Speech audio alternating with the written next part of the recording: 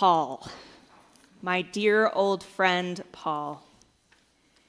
Paul encourages us in his letter to the Ephesians to live as children of light. He claims that light is good and that darkness is unfruitful and shameful. Light is to be equated with knowledge and purity. The dark is unknowing and sinful. Paul was expressing a very pervasive theology at the time, one that still exists today. I remember when I was a hospital chaplain, so many people in their beds asked me, "What did I do to deserve this?" Of course, the blind man sitting on the side of the road as Jesus and the disciples walk by means that someone sinned. This is what people generally believed back then. It was that bad things happened to bad people. It was everywhere. That philosophy was definitely alive and well within the Pharisees.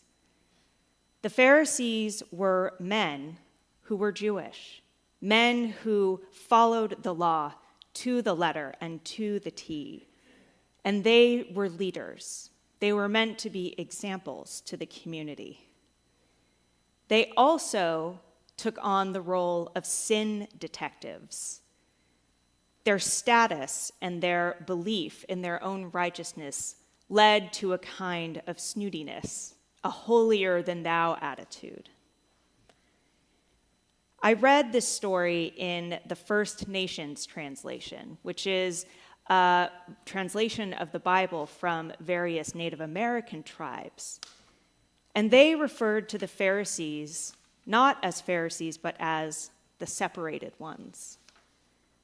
These ones were separated, both literally and spiritually. Their focus on the law meant that they could not be around certain people in certain conditions. Their focus was on maintaining their cleanliness. The Pharisees were faithful men who loved God and desired to follow his law, but did so by separating themselves from the rest of their community. So these men are confronted with a miracle on the Sabbath. And this brings to the fore a theological question. They knew that God doesn't listen to sinners. They knew that working on the Sabbath was a sin, so it could not be possible that a man of God could heal on the Sabbath. They had this binary way of thinking. You were either a sinner or a man of God, and a miracle on the Sabbath was not possible in that binary. It just had to be one or the other. The gospel tells us that this debate divided them, that some were saying Jesus was a sinner and some were saying he was a man of God. The separated ones became separated again within themselves. They were possessed by their knowledge, working to affirm their faith through these completely over and over repeated inquisitions. The blind man was different. He was unsure. He knew Jesus made him see, but he did not know if Jesus was a sinner. Think of the bravery it took to stand before these learned men and to say, "I do not know." That bravery, that open-heartedness that he had, translated to this beautiful moment where Jesus asks him, "Do you believe in the Son of Man?" Unlike the Pharisees, he did not reach back for his confirmed knowledge and the binary thinking that he already had. He answered with a question of his own. Who is he? Tell me so that I may believe. He wanted to believe, He didn't want to know.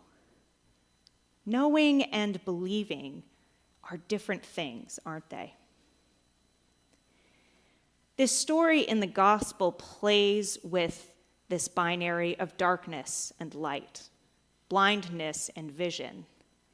And it's a metaphor that makes us turn around and look at Paul's philosophy. Remember that he said the darkness is bad, it is shameful and uninformed, and that only the light makes us pure. The light makes us knowledgeable. The Pharisees knew everything, but do you think they were walking in the light? One of my favorite authors is an Episcopal priest named Barbara Brown Taylor. She's written a book called Learning to Walk in the Dark, and her book asks this simple question: doesn't God work in the darkness too? She tells us a way of being. She tells us a new way of thinking about spirituality. We have, on the one hand, solar spirituality. This is a spirituality that is, the sun is always shining. We are always certain we know everything, and we are in a constant state of knowing and understanding and receiving God's revelation. On the other hand, she writes about a lunar spirituality, the walk of faith that leads us to God in this waxing and waning rhythm that echoes the phases of the moon. And she wonders why we've equated darkness with evil for so long, when there is so much good to be found there. In a lunar spirituality, there's a constant search for certainty, somewhat like what the Pharisees had, wanting to reaffirm the knowledge that they had, and as we know, it made them blind to God's revelation. Over and over, 6 times in the text, they ask, how? How did this happen?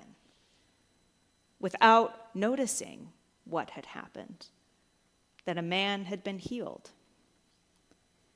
The healed man expresses more of a lunar spirituality. It's that kind of courage that he had to say, I don't know. He had the willingness to be in the darkness. When we're in the darkness, it allows us to watch for the light, allows us to watch for answers.